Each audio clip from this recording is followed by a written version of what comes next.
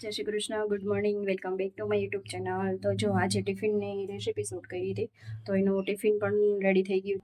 તો એમાં મસ્ત મજાની મસાલા ભીંડી બનાવી છે, આથું રેડી છે, પછી નાસ્તો રેડી છે, અને રેડી છે શું કહેવાય રોટલી. હવે છાશ ભરવાની છે અને બીજા એકમાં મરચાં કે એવું કંઈક ભરી દઈશ, તો એ ભરવાનું બાકી છે. જુઓ તો અત્યારે વરસાદ એ પણ છે ને ધોમધોકાર આવે છે, 2 દિવસથી કન્ટિન્યુઅસ ચાલુ છે. તમારા સિટીમાં કેવો વરસાદ છે જરૂરથી કમેન્ટ કરજો તમે લોકો. અને અમારે તો સવારનો વરસાદ સ્ટાર્ટ જ છે અને એકદમ મસ્ત ઠંડક થઈ ગઈ છે. જેવી ગરમી હતી ને એવી ઠંડક થઈ ગઈ છે. આગાહી પણ હતી, પણ બહુ સરસ વરસાદ, કારણ કે આગલા દિવસે પણ આવ્યો હતો અને આજે પણ મોર્નિંગથી જ સ્ટાર્ટ થઈ ગયો છે.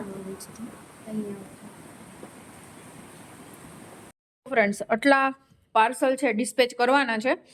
અમુક ઘરેથી લઈ જવાના છે, મોસ્ટ ઓફ તો બધા ઘરેથી જ લઈ જવાના છે. આટલા પાર્સલ છે અને હું ફ્લાવર પ્રિઝર્વ કહેતી હતી ને, રેડી થઈ ગયું છે. આ કાલ સાંજે લઈ જશે અને ફોટોશૂટ ફાઇનલ બાકી છે એટલા માટે. અને બસ હવે સીવવાનું મુહૂર્ત કરી દો. અને અહીંયા જો આટલું પ્રોસેસમાં ચાલુ છે.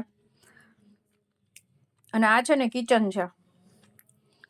જે કોઈને બનાવવું હોય એ લોકો કોન્ટેક્ટ કરી શકે છે. તો ચલો હવે સીવવાનું સ્ટાર્ટ કરી દો, કારણ કે અત્યારે વાગી ગયા છે ઓલરેડી 5:15 સાડા 5 જેવું થઈ ગયું છે. તો હવે સીવવા બેસી જાઉં 7 વાગ્યા સુધી, પછી પાછું કંઈક કરીશ, પછી જમવાનું બનાવીશ. તો ચલો મળીએ પછી. સિવાઈ ગયો, નીચેની ખાલી બેલ્ટ વાળવાનો છે અને સાઈડનું ફિટિંગ બાકી છે બસ. અને કેટલા વાગે, આઈ થિંક 5:30ની આસપાસ બેઠી હતી. અત્યારે વાગી ગયા છે 7. તો આટલો છે ને કમ્પ્લીટ થઈ ગયો છે.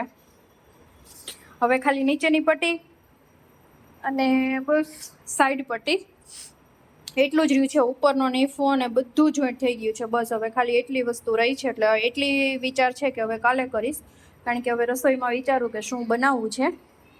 તો અને આ બધું જે કપડાને નીકળાવે સાઈડમાં કરી દો. અને નીચેનું વાળવાનું કાપડ છે ને ગોતવું પડશે મારે, એટલે કે બીજું કંઈ કાપડ પડ્યું હોય ને તો પટ્ટી તો હું લાવી છું વાળવાની, એટલે એ વાળી લઈશ. એટલે એ કાલે ખાલી મારે કલાકનું એક કામ છે, કલાકનું નહીં પણ અડધી કલાક જેવું બસ કામ છે.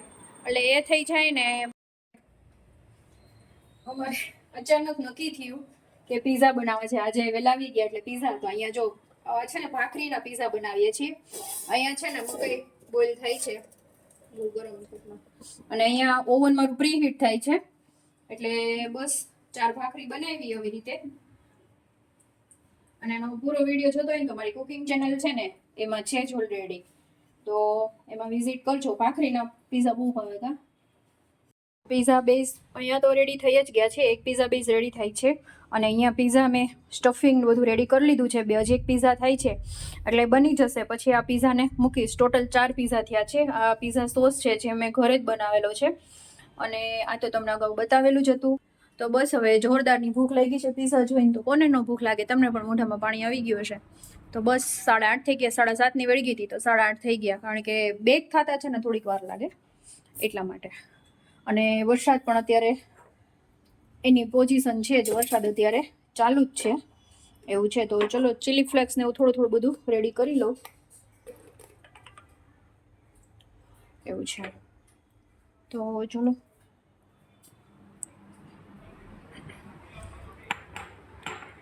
અને એમના બની જશે ને પછી પણ હું તમને બતાવીશ. એટલે આ પેલો બેક થઈ જાય એટલે ડાયરેક્ટ હું આ બેક થવા માટે મૂકી દઈશ, અને પછી રેડી અત્યારે કરી જ લઈશ. એટલે ડાયરેક્ટ પછી જમતા જ બેક કરવાના રહીએ એટલે વાંધો ન આવે એવું છે. તો ચલો મળીએ પછી. ભાખરીના પીઝા રેડી થઈ ગયા છે ને એકદમ સરસ ટેસ્ટી એવા.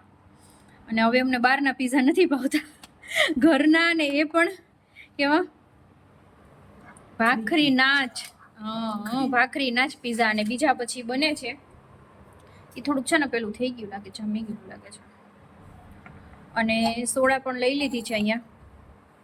ઓરેગાનો ચીલી ફ્લેક્સ એડ કરશું. સોસ કાઢ્યો તમે?